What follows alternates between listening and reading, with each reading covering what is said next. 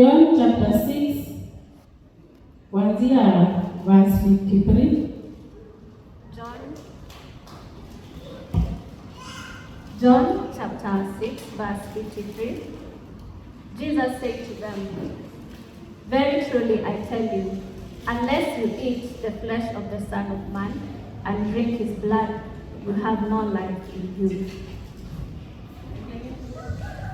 Whoever eats my flesh and drinks my blood has eternal life, and I will raise them up at the last day.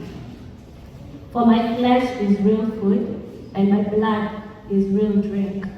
Whoever eats my flesh and drinks my blood remains in me, and I in them. Just as the living Father sent me, and I live because of the Father, so the one who feeds on me will live because of me.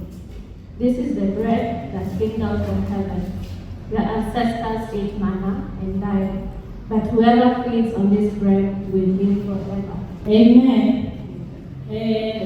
Ningependa tuweze kuelewa kuhusu hii meza ya Bwana, tusikuwe tunachukua wengine bila understanding. Neno linatuambia ya kwamba unless you eat the flesh of the Son of Man or drink his blood, you have no life. Alafu inasema whoever eats my flesh and drinks my blood has eternal life. I will raise them at the last time. For my flesh is real food and my blood is real drink. Tunajua ya kwamba katika maisha ya kawaida tuweze kuendelea, tuweze kusonga mbele, unahitaji chakula na unahitaji maji. Sasa tukienda kwa damu ya Yesu Kristo na mwili wake, kama Wakristo, wakati tuliokoka, tuliingia kwa maisha ya Yesu Kristo, ya kwamba hatuwezi bila yeye, hatuwezi kwa nguvu yetu, lakini kupitia kwa mwili wake na damu yake tunaweza kupata nguvu, tunaweza kuwa nourished, kuweza kutembea katika hii wokovu. Si safari rahisi, lakini kupitia kwa damu yake inatupatia nguvu, inatupatia kama tu chakula vile ina nourish mwili, iko na vitamins, iko na madini ya kila aina. Hivyo ndivyo katika maisha yetu ya wokovu. Tunapochukua meza ya Bwana, inatupea nguvu ya kutuwezesha kutembea katika njia za Kristo, kufanya kama Kristo, kutembea katika njia zake. Na tunapochukua hiyo meza ya Bwana, tunajua ya kwamba kuna benefits ambayo huwa inakuja nayo, ikiwa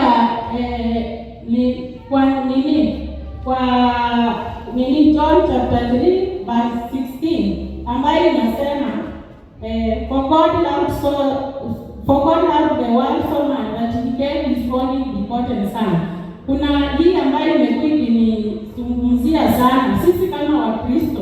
Yesu alikuja, yaani Mungu alitupenda wakati tulikuwa kwa dhambi, alitupenda sana mpaka akatuma mwana wake wa pekee ili aweze kumwaga damu yake kwa ajili yetu ya kutukomboa. Sisi kama Wakristo tunaishi kulingana na matendo ya Kristo, tunaishi kulingana na vile wokovu inahitajika. Ama tunakuja kanisani, tukirudi tunakuwa Wakristo wa kawaida. Huwa inasema unarudi kucrucify Kristo tena. Unapotembea katika hii wokovu, unajua ya kwamba Yesu alimwaga damu yake kukuosha na kukutakasa. Bila ulisema umeokoka, ulimaanisha umeacha dhambi, umeacha dunia. Saa hii ukiwa hapa, unakuja tu kanisani kutimiza siku ya leo, ama umekuja kanisani kutembea kama Kristo. Tunajua Pita, hata kuna wakati Kristo alisulubiwa, Pita alijaribu kukataa na kujificha, lakini kila mahali alikuwa anaenda alikuwa anaambiwa huyu alikuwa na yeye, kuongea kwake, kutembea kwake ni kama Kristo. Bwana asifiwe. Tunapokuja kanisani, mienendo yako, njia zako zinarudisha Yesu msalabani, ama unatembea kama yeye? Tukikuangalia hata huko nje mahali tuko, najua challenges ni mingi. Yesu alisema take heart, I overcame by his blood. Bwana asifiwe. Na tumefundishwa vile unafaa kuovercome. Vile tuliokoka, tulishaoshwa, tumetakazwa, ujiulize mahali huko, unakuja tu kanisani casually ama unakuja kwa sababu ya Kristo kuendeleza kile aliacha, kutembea katika njia zake kwa righteousness zake, ama hiyo damu yake hakuna kitu imefanya kwa maisha yako, ni mdomo tu ilisema umeokoka. Examine yourself. Kwa ajili ya hii damu haikukuja bure, we were bought at a price. Na hiyo price si ya pesa, sio price ya kitu kingine. Imagine kutoa damu yako. Hata Bible inasema hata ukiwa na rafiki yake, kuna ule anaweza kubali kukufa kwa sababu yako, mwenye anaweza kubali kutoa damu yake kwa sababu yako. Tujiulize, tunapochukua hata meza ya Bwana siku ya leo, ya gharama ya juu kuliko chochote.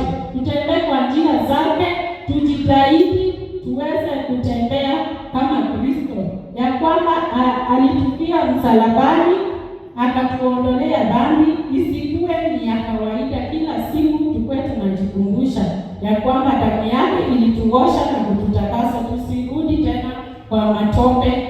Ile Bible huwa inasema usirudi kwa matapiko tena. Bwana asifiwe. Kuanzia leo tutembee katika njia za Kristo kwa ajili ya damu yake. Bwana asifiwe. Na tujue saa hiyo umeshaanza wokovu. Challenges kile nimesema ni nyingi, lakini Bible inasema there is no condemnation for those who are in Christ Jesus. Yesu alishakuja akakuwa condemned. Haijalishi ni challenge gani umepitia, the cross is there for you. Unarudi hapo kwa msalaba, unarudi katika njia za Bwana. Usiseme ati sasa mimi siwezani na hii. Bwana asifiwe. The cross is there for us, the blood is still flowing. Bwana asifiwe. Tusirudi nyuma katika njia za Bwana. Haleluya. Na kwa sababu ya hiyo tutasoma Mathayo 26 to 28.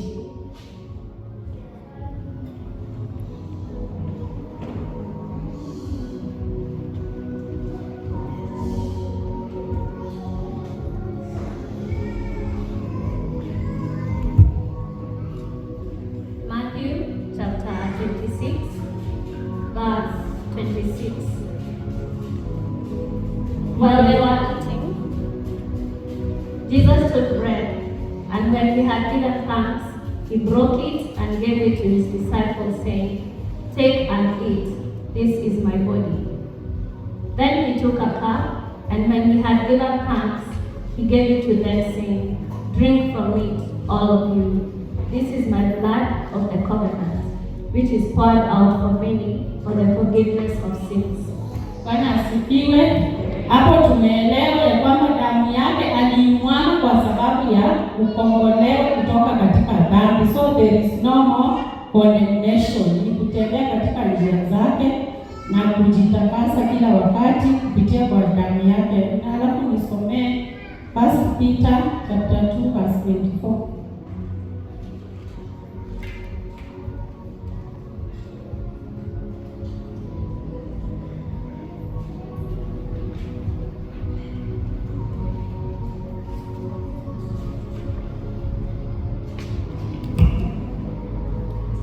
Peter chapter 2 verse 24. He himself bore our sins in his body on the cross, so that we might die to sins and live for righteousness. By his wounds we have been healed. Bwana asifiwe. Inabadi inasema alibeba dhambi zetu ili tuweze kukombolewa. Haleluya. Bila alibeba dhambi zetu tuweze kukombolewa, tuweze kutembea katika njia zake. Ya kwamba tulikuwa tumewekwa mbali na Mungu, tulikuwa mbali, hatunge access hata Mungu, lakini alitureconcile. Ni kama vile umekosana na mtu vibaya mpaka hamuongeleshani, yaani yeye imekwisha kabisa. Hata yeye kimebaki tu kifo, lakini Yesu alikuja kuturudisha, kutufanya wana tena. Akaturudisha kupitia hiyo damu ni ya dhamana sana. Iliturudisha karibu na Mungu, karibu na Baba yetu ambaye tulikuwa tumewekwa mbali. na dhambi. Sasa ujue you are a son katika kingdom ya Mungu. Usikae mbali, usijihurumie, usione hawezi. Through the blood of Jesus you have been reconciled. You have access. Ya kwamba vile pasia nilipasuka, tunajua wote. You have access to our Father, to the Lord of Lords, to the King of Kings, ambaye hashindi na lolote. We are reconciled. Usitembelee mbali tena. Karibu kwa sababu uko na access through the blood of Jesus Christ. Ya pili, tutaongea kuhusu life. The blood gives life. John yenye tulisoma 6:53 hiyo. Tasoma tu verse moja kwa haraka.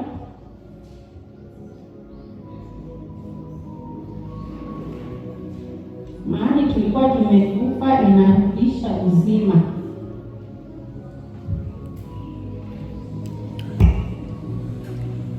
John chapter 6 verse 53. Jesus said to them, "Very truly I tell you, unless you eat the flesh of the Son of Man and drink his blood, you have no life in you." 54. Whoever eats my flesh and drinks my blood has eternal life, and I will raise them up at the last day. Tunapokula meza ya Bwana, ujue ya kwamba you have eternal life. You have life in you. You have the life of Christ in you. Unapotembea, unapofanya chochote, jua ya kwamba iko na life through Christ, the blood of Jesus Christ. Usikubali kushindwa, usikubali kuwekwa chini. Tangaza life katika kila hali ya maisha yako. Mahali unaona kitu kitu vimesimama, Yesu anatutangazia. Tunapochukua meza ya Bwana kuna uhai. Tangaza uhai. Angalia ukijua kila kitu ambayo inakuhusu iko na uhai wa Kristo. Hata kama inakaaje, endelee kuitangazia uhai. Na hiyo uhai ndio tumepokea ya kwamba katika maisha yetu ya kutembea na Kristo tunatembea tukijua tuko na uzima wa milele. Sisi ni mbegu ambayo haikufi. Vile Yesu alitukomboa msalabani, Biblia inasema we are of an imperishable seed, ya kwamba sisi si mbegu ambayo inakufa. Sisi si wale tunarudi nyuma na kushindwa, kwa sababu tuko na Kristo, tuko na damu yake ambayo inatuwezesha. Chochote tunafanya, chochote tunaguza, tujue kwamba kiko na uhai wa Kristo na hatuwezi shindwa katika hii maisha ya kila siku. Tujue ya kwamba kila kitu tunachofanya kiko na uhai wa Kristo na tuweze kuitangazia uhai. Kama ni masomo yako, usione umefika mwisho. Yesu aangalii masomo, anakuangalia wewe vile unamwangalia. Usiangalia tunapo hizi certificate zangu, hata huyu mtoto wangu mahali amefika nimeshindwa siwezani na. Hapana, tangaza uhai wa Kristo. Hii biashara, hii maisha, hii ndoa, hao watoto, endelea kutangaza uhai, kwa sababu sisi ni mbegu ambayo haifi, ni mbegu endelevu. Kupitia kwa damu ya Yesu Kristo aliachilia uhai na tuko na huu uhai mpaka wakati wa leo. Hakuna kitu tunaguza, hakuna kitu mikono yetu inaguza ambayo itaweza kukufa. Bwana asifiwe. Kila kitu tunachofanya kiko na uhai wa Yesu Kristo na tutaweza kuprosper in every way. Alafu usome John 15:4-5.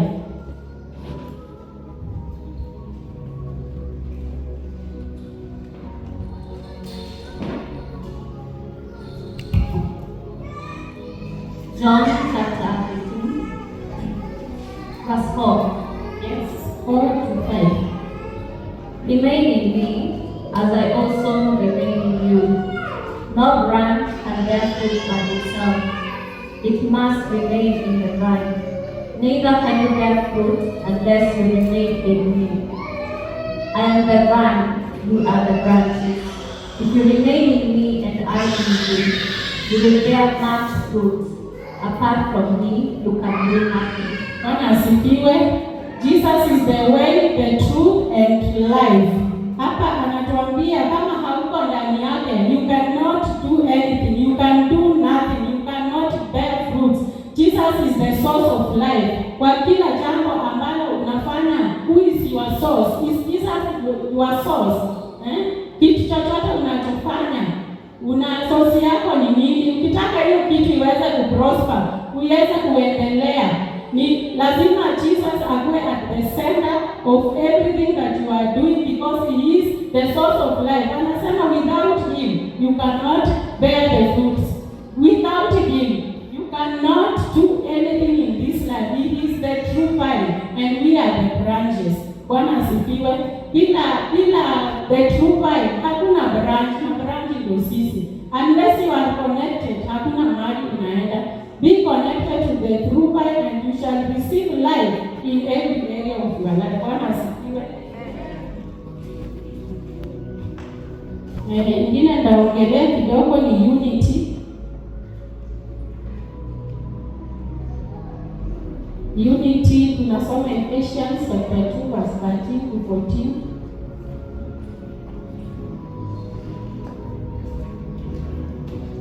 Hiyo damu ya Yesu Kristo inatuunganisha, tunakuwa kitu kimoja, haijalishi wa Jew nor a Gentile, we are one by the blood of Jesus. Ephesians chapter 2 verse 13 and 14. But now in Christ Jesus, you who were once far away have been brought near by the blood of Christ. For he himself is our peace, who has made the two groups one and has destroyed the barrier, the dividing wall of hostility. Bwana asifiwe.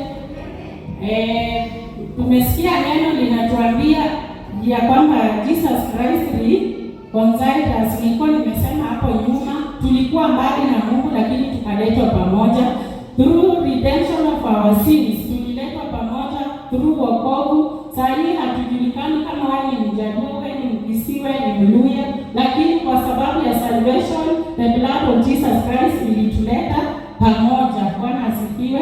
We are one. We should live in unity, in love and in peace because of the blood of Jesus. Bwana asifiwe. Tujue ya kwamba hiyo damu ndio inatuunganisha. Na Psalms 133 inasema mahali tuko in unity, that is where God commands a blessing. Ni kama vile tuko hapa tunasema tumeokoka. When we live in harmony, in unity, through the blood of Jesus Christ ambaye inatuweka pamoja, that is where God ata command a blessing. Imagine kama saa zingine mtu anakutana na changamoto vile nimesema, in this world we have many troubles. Troubles si ati haziko hata kanisani. Mtu anaweza kukosa hata kanisani.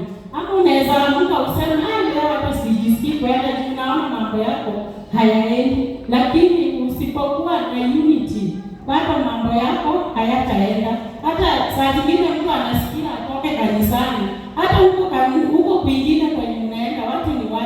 Bwana asifiwe. Utatoka kwa frying pan sasa uingie kwa moto. Bwana asifiwe. We have to live in unity. Hakuna mahali hakuna trouble, hakuna mahali hakuna challenges, lakini who is your true vine? Where is your source of peace? Where is your source of blessing? Where do you draw your strength? From the vine. Bwana asifiwe. Tukae pamoja kwa sababu hiyo damu imetuweka pamoja. Haijalishi ulikuwa unafanya dhambi gani, haijalishi unatoka wapi, haijalishi unafanya kazi gani, hata wenye wako na viwango vya juu, hata mwenye hana chochote, wote hiyo damu imetuweka pamoja. Don't look down upon others. Tukue pamoja, tutembee pamoja, tuunganike pamoja kwa ajili ya hii damu ambayo itatuwezesha kufanya exploits katika nyumba ya Bwana, na hapo ndipo Bwana ataweza kucommand a blessing. Na hata Yesu bila aliacha after kukula meza ya Bwana, bila alikufa akafufuka akipaa, aliacha the disciples wakiwa in one accord, kwa sababu walikuwa wameshachukua meza ya Bwana na mwili wa Kristo ambaye ilikuwa inawa strengthen, inawapea unity, inawatia nguvu, inawawezesha katika kila jambo wakingojea kupitia kwa Roho Mtakatifu. Mtakatifu. The disciples stayed in one accord. Hiyo iko kwa Acts chapter 2:42-47 ambayo hatusomi, utasoma mwenyewe. Na vile walikuwa in one accord, Bible inasema hapo chapter 5 verse 12 ya Acts ya kwamba waliweza kufanya miujiza ambayo si ya kawaida kwa sababu walikuwa na umoja. Hata sisi tukikaa kwa umoja, Mungu atacommand a blessing na tutaweza kufanya miujiza, tutafanya mambo makubwa. Haijalishi hata namba yetu vile iko, lakini through the unity of the blood of Jesus we will do exploits. Bwana asifiwe. Bible inasema ya kwamba hata watu walikuwa na waogopa kuwajoin, mtu walikuwa naona hao si wa kawaida. Ni nguvu ambayo walipata kutokana kwa meza ya Bwana ambayo iliwawezesha. Kwa sababu ya muda sitaenda sana. Kuna vile hiyo damu inatumika. The blood of Jesus Christ is a weapon. Unaweza kuwa na hiyo weapon lakini haujui vile inatumika. Ni kama vile unakuwa na panga kwa nyumba, huwezi enda kulima nayo, huwezi chukua jembe uende kukata nayo mti. Bwana asifiwe. Unafaa ujue kwamba where should I apply the blood of Jesus Christ? Where should I speak the blood of Jesus Christ? Where should I use the blood of Jesus Christ to cover my life? Bwana asifiwe. Na hiyo damu ya Yesu Kristo vile ilimwagika ilileta healing. Na healing inamaanisha kuna wholeness. Yaani sio kupona kwa mwili peke yake. Kuna mambo ambayo tumetoka ndani kama nyumbani kwetu. Kuna mambo tunapitia kila siku, kuna dhambi, kuna mambo ambayo hata ni magonjwa ambayo haiponi, kuna financial scarcity. Hizo zote Yesu bila alikuja alisema it is finished. He was cast for us to receive, to be blessed. Ya kwamba yani to be made whole katika kila eneo la maisha yetu. Hiyo damu ilikuwa inaturegesha mahali tuko na upungufu, ili turegesha, sio magonjwa peke yake. Kama ni financially, inasema he was made poor for us to be rich.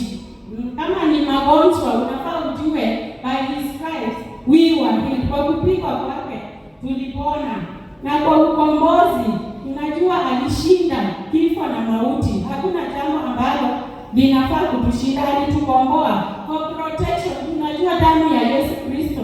Saa ile unataka ulinzi from attack, sana unaenda mahali ama aliupa hakueleweki, you use the blood of Jesus Christ for protection, for covering. Kama sikiwe you bleed the blood of Jesus also. Mahali mambo unaona ni ngumu sana, hauelewi unaenda hapo, you bleed the blood of Jesus Christ. Labda ni mtoto haelewi kitu shule, labda ni kitu imekuwa so stubborn, you bleed the blood of Jesus Christ upon it. Alafu Mungu damu itaweza kuleta ukombozi, itaweza kuleta restoration katika jina la Yesu Kristo. Tunapoendelea, ningependa tusome Exodus chapter 12 verse 12.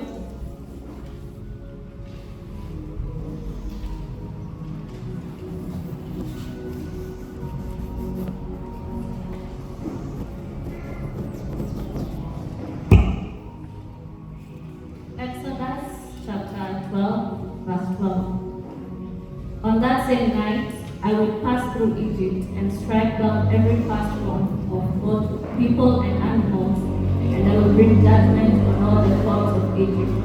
I am the Lord. 10. The blood will be a sign for you on the houses where you are, and when I see the blood, I will pass over you. No destructive plague will touch you when I strike Egypt. Bwana asifiwe. Ni verse ambayo tunajua ya kwamba by the blood of Jesus Christ we are delivered, we are preserved, we are healed from every bondage, from every condemnation. Last month tumekuwa tukisoma ya kwamba hao ni watu wamewekwa kwa mashimo na hakuna anayesema rejesha. Bwana asifiwe.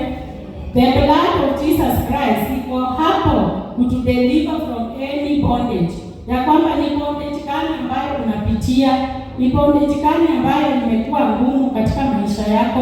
When you declare the blood of Jesus Christ, you come out. Bwana asifiwe. Tunajua ya kwamba Israelites vile walikuwa Egypt wakielekea kutoka, tunaona kuna plagues mingi ambazo zilifanyika, lakini the last one ilikuwa hii ya damu, ambayo damu ya wanyama ilipakwa kwa doorpost. Unajua hiyo mambo yote ndio ikaweza kupreserve the Israelites.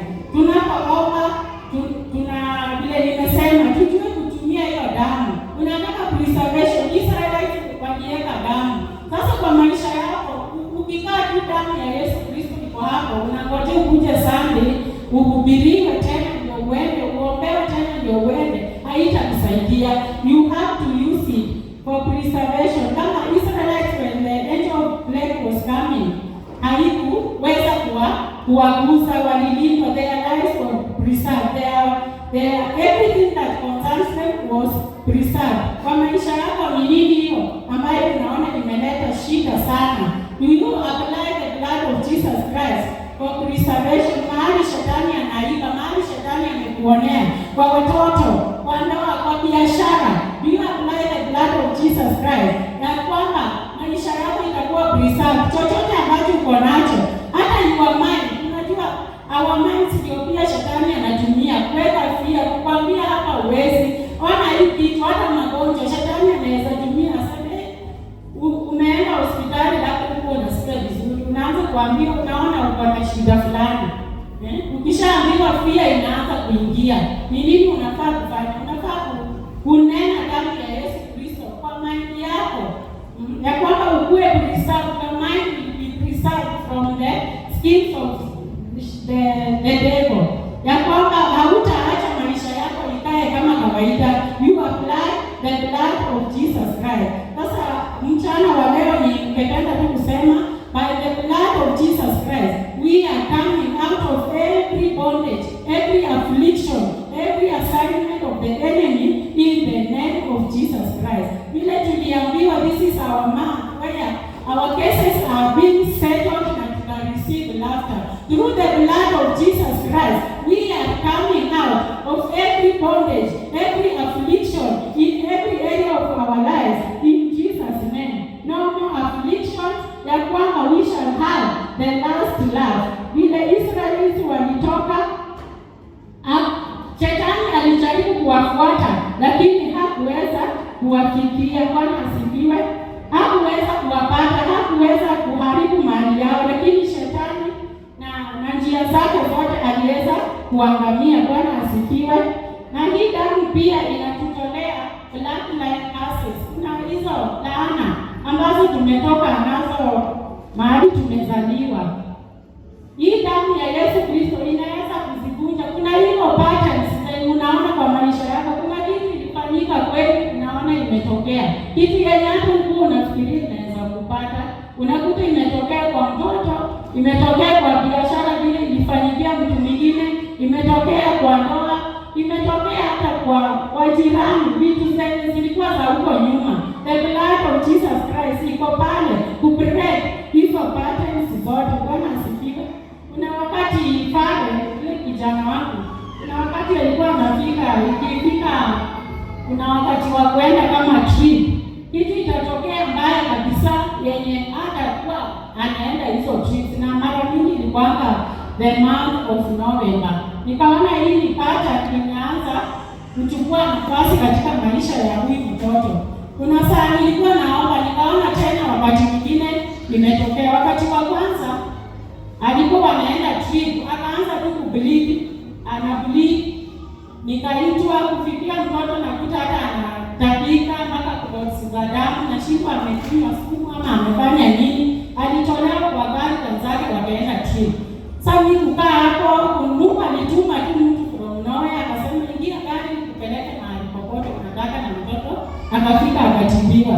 The next one ilikuwa ni kesho anafaa aende hiyo trip, alikuwa anakimbia tu, akalima chini hapo kwa mawe, Hii mapua sasa ikararuka saidi moja, ikakuwa sasa amefura uso, anashona mapua, kesho yake ni trip, hawezi enda. Sasa kuna patterns zingine, ukiona kitu inakaa katika maisha yako, vunja kwa damu ya Yesu Kristo. Niliweza kuvunja, nikaambia dad, na akaomba na akavunja hiyo pattern kwa maisha ya huyu mtoto, na kuanzia hapo hakuna siku nyingine alishikwa na hizo attacks. Bwana asifiwe. Sasa tusikae chini tukiangalia mambo inaharibika, na we have the highest weapon ambayo ilitumika ya mwisho, weapon ambayo ilishinda shetani akanyang'anya mamlaka yote, weapon ambayo ilishinda hata kifo na mauti.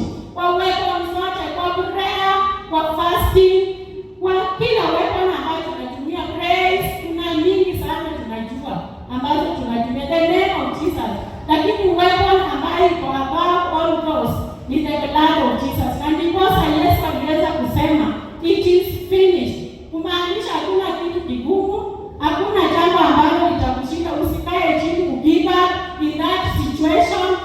Rise up, declare the blood of Jesus Christ, declare in every accusation. Kuna mahali hata familia zingine ziko accused, hao hawezi fika pale, hao unaona kuna fulani labda alikuwa na ugonjwa fulani, unakaa hivi, unaona imetokea labda kwa mtoto, imetokea mahali pengine. Hizo legal accusations na shetani yako nazo zimeweka altars kwa familia yenu. Use the blood of Jesus. Wacha kukaa chini, wacha kusema hii haiwezekani, wacha kusema huo kunafanyika hivyo. Use this weapon to destroy every evil pattern in your bloodline, and you will be an overcomer in the mighty name of Jesus Christ. Bwana asifiwe. Declare no weapon fashioned against my family, my children. No weapon fashioned against them, by the blood of Jesus Christ. No weapon shall prosper. Na utaweza kuvunja mahali madhabahu imeshika familia zenu, majina zetu zimewekwa huko, vitu zinatuidentify zimewekwa huko. Use the blood of Jesus Christ, by the fire of the Holy Ghost and the blood of Jesus Christ. Destroy those evil patterns, destroy those sicknesses, destroy those altars, and we shall be overcomers, because by the blood of Jesus Christ we are overcomers. Mambo ya fedha zinasumbua kila wakati. Kuna wakati unaweza kuta ulikuwa unaendelea vizuri, lakini kitu kanatokea, kanachipuka katika familia, katika maisha yako, unakuta kameanza kuchukua pesa, kanaanza kuchukua pesa. Ukishika hizo pesa umeanza kufanya, unakuta haifanyiki. Yesu alifanya maskini ya kwamba sisi tuweze kukua tajiri. Tukatae hata hizo. Our finances, to declare the blood of Jesus Christ, to plead the blood of Jesus Christ over our finances, ya kwamba hatutakaa katika umaskini. Kama ni umaskini na kufuata, tukatae, to break those patterns. Bwana asifiwe. Mchana wa leo yaani kutangaza ya kwamba kuanzia leo chochote ambacho kimekuwa kikurudisha chini, chochote ambacho umekuwa ukiona there is no way out, there is a way out by the blood of Jesus Christ, and surely you are coming out by the blood of Jesus Christ. Surely you are an overcomer by the blood of Jesus Christ. Don't remain in that bondage, don't remain in that affliction. The blood of Jesus Christ overcame it all for you in Jesus' name. Mbarikiwe sana. Na tunapochukua meza ya Bwana, niliongea kwa mara ya kwanza kuhusu dhambi. Tunapochukua meza ya Bwana, tujue pia the blood of Jesus Christ brings judgment upon our lives. Unapochukua meza ya Bwana, nimekwambia tujiulize maisha yako, examine yourself. Ujue unakaa aje katika uwepo wa Mungu katika hii safari ya wokovu. Usichukue meza ya Bwana ikulete judgment katika maisha yako. Usifike uanze kusema nimechukua meza ya Bwana, kwa nini hii na hii imenifanikia? Kwa sababu hata kama inaleta ukombozi, hata kama inaleta urejesho, hata kama inaleta ushindi katika maisha, kuna the other side of judgment. Hiyo damu si ya kuchezea, hiyo damu si ya kuchukua kawaida. Examine yourself. Na kwa hayo nitasoma 1 Corinthians chapter 11 verse 27 to 28.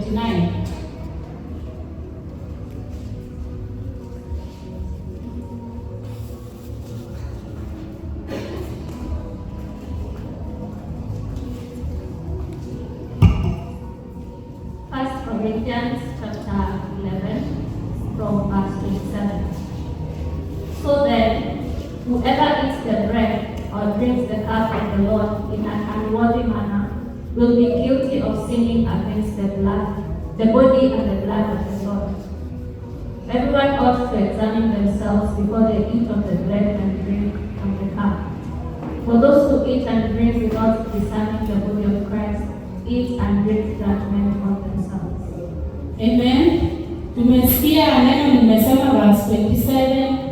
Whoever eats the bread or drinks the cup of the Lord in an unworthy manner will be guilty of sin against the body and the blood of the Lord. Tunajua meza ya Bwana unafaa uchukue kama umeokoka, unajua hiyo damu ya Kristo inamaanisha nini. Na kama unajua kwa moyo wako tu kuna vile huwa unajua, kuna vile unasikianga condemnation. You repent. Kama umeokoka, you repent. Ndio uchukue meza ya Bwana. Ndio isiweze kuleta judgment into your life. Bwana asifiwe. Ndio iweze kile nimesema hapo nyuma, accusation. Shetani ataangalia kile ulifanya ama kile unafanya ama kile kinafanya ukuwe anwali atakukondemu na hiyo. Bwana asifiwe na ataleta mashtaka mbele ya Bwana. Huyu amechukua meza yako lakini ni contrary with what the Holy Communion entails. Bwana asifiwe. Tuweze kuavoid hizo accusations because Jesus overcame with us. He overcame for us every accusation. Sasa kupitia kwa hii meza ya Bwana, jiangalie vizuri, kuwa na discernment unapochukua ili iweze kufanya kazi katika mwili wako, kama ni magonjwa, kama ni nini, ikaweza kufika mwisho na hizo chapters za mateso ziweze kufika to an end. Hiyo chapter iweze kufungwa by the blood of Jesus Christ. Bwana asifiwe. Na tuweze tukisha declare, tuweze draw the bloodline of Jesus Christ, ya kwamba after the case has been closed, no more attacks, no more bondages, ya kwamba laughter shall be our portion round about in Jesus' name. Hallelujah. As I welcome God, asanteni sana kunisikia. Mungu awabariki, Mungu awainue, awawezeshe, awape ushindi katika kila eneo la maisha yetu. May you overcome, may you be conquerors by the blood of Jesus Christ. Tupigie makofi mazuri. Thank you. Asante sana Nicholas. That's great teachings. We thank God for that. Hallelujah. Hallelujah. Hiyo ni mafunzo makuu, hiyo ni mafunzo mema. Bwana asifiwe. Amen. Ni vizuri kuelewa kama vile tumemalizia hapo chini. Ni vizuri kuelewa hii mafunzo ndio tukikula meza ya Bwana. Unakula meza ya Bwana with understanding. Hallelujah. Unakula meza ya Bwana ukijua unakula kwa nini. Praise the Lord. Pigeni Bwana makofi mazuri. So that's powerful. Hata sina neno, hata mahali nilikuwa nimesema ningesema nimeanza kuangalia notes zangu zote, nikaona amesema zote. Nikasema thank God for that. We are just going to prepare ourselves to tupate meza ya Bwana. Hallelujah. Praise the Lord. Lakini kuna kitu moja tunataka kuongezea. There is what we call the last remedy, ama the last weapon. Unajua hata wanasiasa na watu wale wanafanyanga mambo zingine, kuna kitu tunaitanga kandi. Unaficha kandi. Unasema huyo kuna kandi ameficha. Ama hata wewe kwa maisha yako. There's some things that my wife has been repeated na iweka tu kwa moyo wangu. Na kwa moyo wangu nasema, nataka kuniambia hii na hii. Hapana. Sometimes you have to do this and this and this. Kuna ingine unaweka kwa moyo wako na sema, this one I can keep it as my last card. Bwana asifiwe. Bwana asifiwe. Mpaka unajifichia kandi yako ya mwisho. Unajua adui anakuja namna gani. You can produce your last card. Praise the Lord. Yeah, and that's why kuongezea na kusema hivi kule meza. of Jesus is the last card. All the blood is the last card. Kuna mahali ametunguzia the book of Exodus. Hatutarudia kwa sababu nimesema ingeza kujenga kwa nimerepeat kwa sababu amekani. Hadi mimi kwa nimeandika. Yo chapter hiyo verse 12 and 13. Don't it was which chapter? Nilikuwa nimeandika chapter of Exodus. Like although that's chapter 12. Although nilikuwa nimeandika na verse 13. Nimeona ameuza 13 na akauza 14 about the blood. That was the last card. Ukisoma ndio wana wa Israeli watoka katika Misri. Watoka katika mahali walikuwa wamewekwa. Mahali walikuwa wameteswa. Kuna mahali ilifika in the chapter 6 of Exodus. Nataka kusomea. Of Exodus. Nasema I have heard your cries. I have seen. Nimeona, nimesikia kilio chenu. Na nimeona vile shetani amewatesa. Na nimeona vile mmeteseka. Lakini sasa nimeamua. Sasa nimeamua. Nimekuja na nitawaondoa. Na kupitia mkono wangu wa hodari, kupitia nguvu zangu nitawaondoa mahali. And the Bible says, we all tunajua zote ndiye iliyotokea. Zinaitwa ni zile zinaitwa na Kiswahili. Kuna hizi vitu zote wanaletea watu waweze kutoka barabara. The plagues, whatever the plagues, whatever you call them. Sisi zote zinatokea. But I thank God, the last plague, which was the plague number 10. It was the last card. It was the last card. And that was the plague of the blood. That was the technique of the blood. That is where the blood was used. So even as today, let the blood be the last card. If you invoke the blood of Jesus Christ, if you invoke the blood of Jesus Christ, let it be the last card. Bwana asifiwe. And as you celebrate this man, our man of laughter, it doesn't matter where the people stepped you. It doesn't matter where you are striking, but you are invoking this man, the blood of Jesus. This man of match, this man of laughter, this man where the Lord is saying, I'm settling your case, as he come to settle your case on my case. Invoke the blood of Jesus Christ, and you shall see. For the blood is powerful, for the blood is great. This will result in all those benefits of the blood of Jesus. The benefit of the blood of Jesus Christ. He shall restore me. He shall fight for me. He shall do all these things. Those are the benefits of the blood of Jesus. So, from this man of match, as we invoke the blood of Jesus, as we invoke the power in the blood of Jesus, may you receive laughter in Jesus' name. May you receive laughter in Jesus' name. Through the blood of Jesus Christ, your case is settled. I bet your case is settled.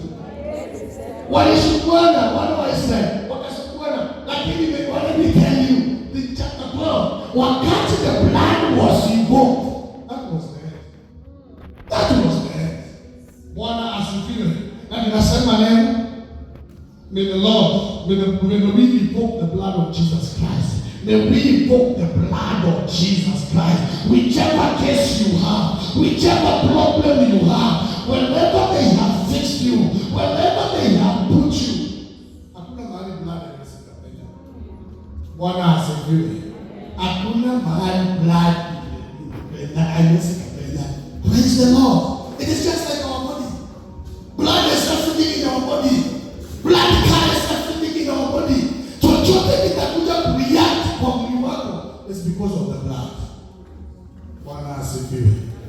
Bwana asifiwe. Never there was telling my wife, ukiona mtu ambaye amefura mguu kidogo, it's just maybe because of a clot, and that clot, unaweza kuona na macho yako. Ukenda daktari na this is my weakness. You can't even see it with your eyes. Because it moves through your veins. It moves there to a new vein. Hata wewe unaweza kuiona. But when it goes and blocks somewhere, are you in there with your vein of faith? Bwana asifiwe. Bwana asifiwe. Kichwa yako wakati unasikia headache, it's because you don't have enough oxygen.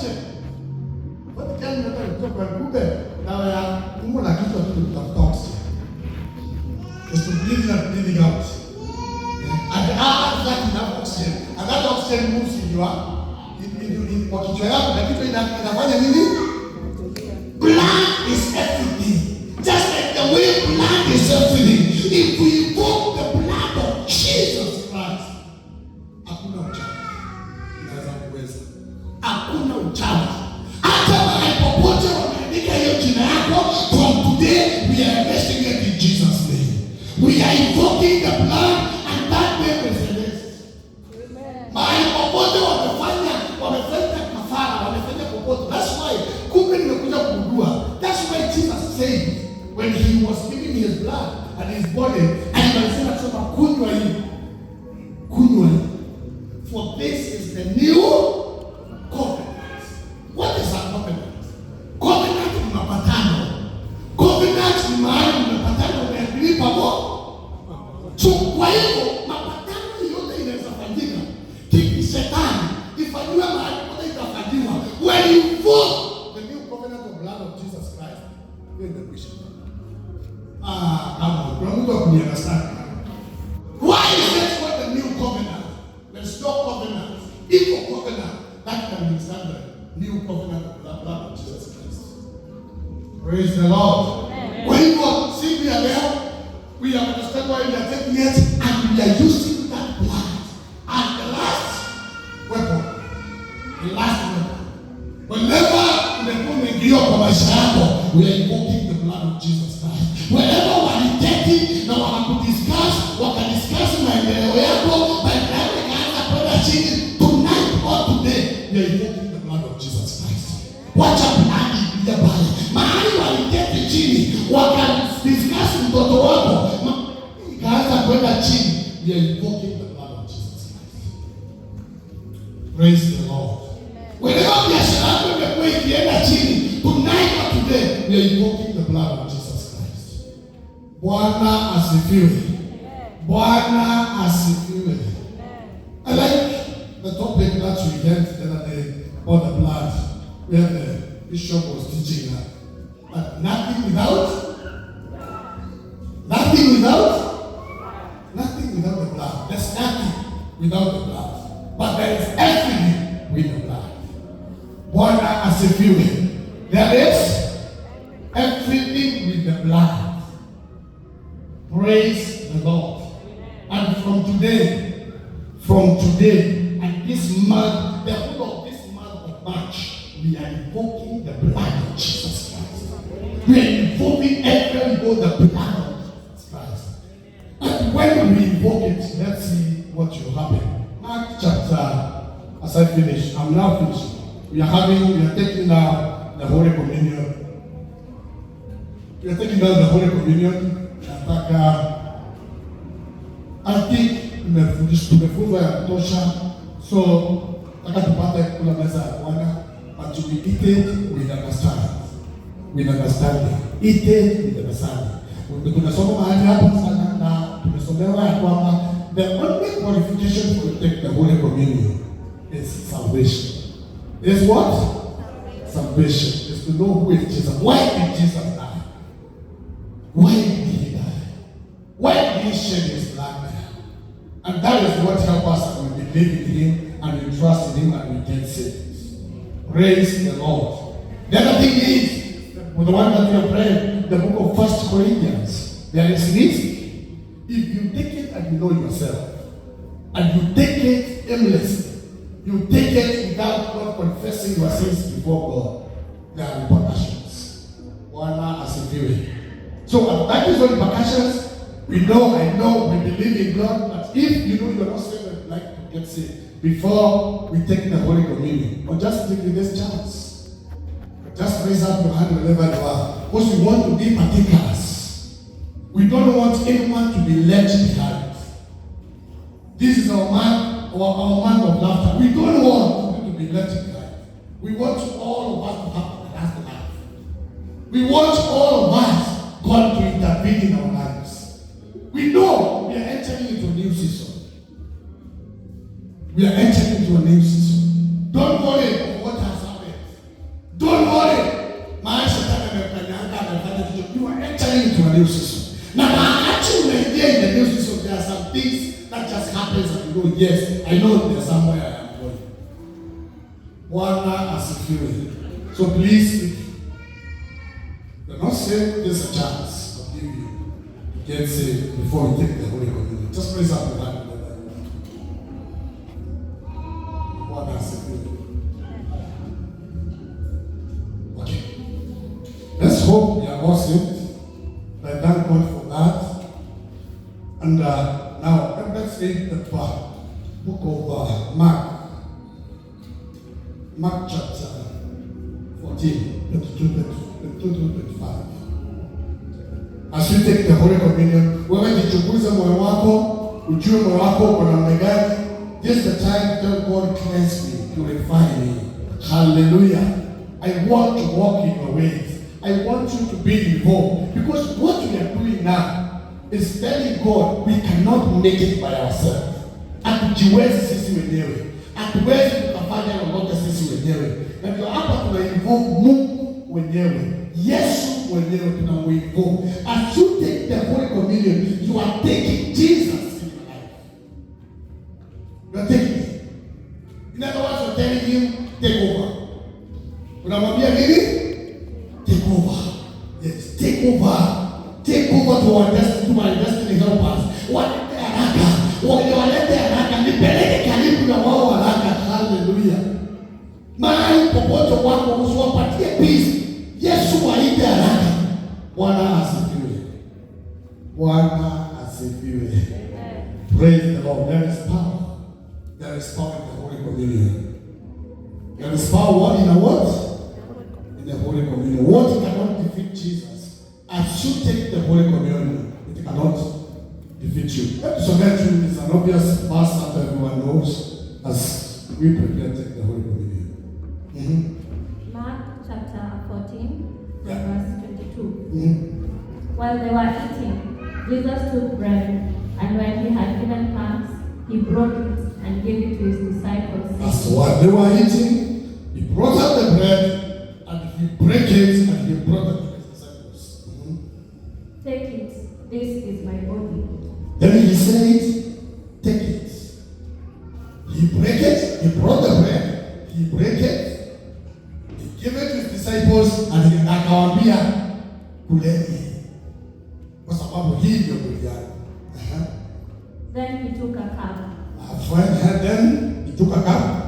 And when he had given thanks, he gave it to them, and they all drank from it. Praise the Lord. He took the cup, he gave it unto them, and they all drank from it. This is my blood of the covenant. Akasema namna gani? This is my blood of covenant. Hii ni damu la agano langu. Hii ni damu ya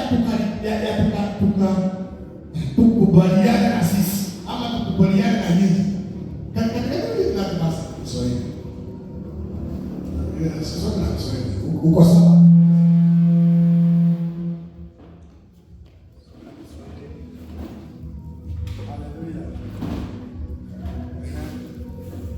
Verse 24. Akawaambia, hii ndiyo damu yangu ya agano. Hii ndio damu yangu ya nini? Agano. Ya agano. This is my blood of covenant. Imwagikayo kwa ajili ya wengi. Amen. Nawaambia ninyi, sitakunywa tena kabisa uzao wa mzabibu hata siku ile nitakapounywa mpya katika ufalme wa Mungu. Praise the Lord. Praise the Lord. Ile kitu nilikuwa tushike kabisa hapo na nilikuwa kuemphasize kwake ni ya kwamba hii damu haikuwa damu ya kawaida. Hii damu haikuwa damu kama zile zingine. Ndiye anasema ya kwamba hili ni damu la agano. Hili la agano. This is a covenant I'm making. A covenant that shall live. An agreement that shall live. Praise the Lord. Praise the Lord. So when we take the blood of Jesus Christ, we make a covenant with him. Bwana asifiwe. Bwana asifiwe. Na ndio nimekutangazia kuanzia siku ya leo. Hii mwezi tuko hii mwezi ya tatu. Kila vita, kila mahali tuko umefungiwa, any blockage, any delay anywhere.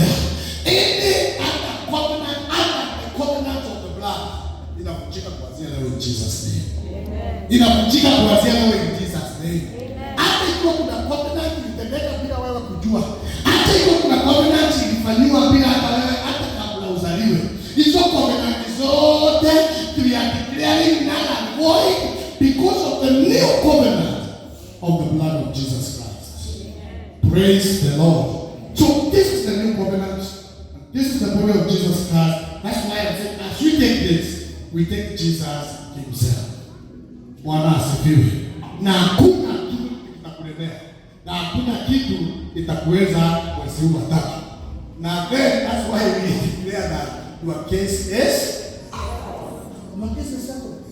And your case will be settled. And there's nothing that is impossible to God. If God is so settled the case of Sarah, even your case you can settle.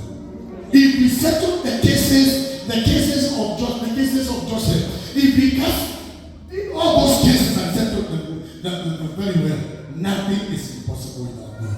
So let's prepare ourselves as I recount the ashes. We prepare ourselves for the Holy Communion. Let's prepare ourselves for the Holy Communion. Please don't. If you know yourself, jichunguze wewe mwenyewe. And I am assuring you ya kwamba Mungu ataintervene and all is well with you. Chukueni mkate, chukueni samba ya damu, alafu tuweze kuendelea. Tafadhali tafadhali. Can we have more ashes? Wengine waanzie kule nyuma, wenzio waanzie hapo katikati, ndio tuweze kufanya haraka. And we know. And as you take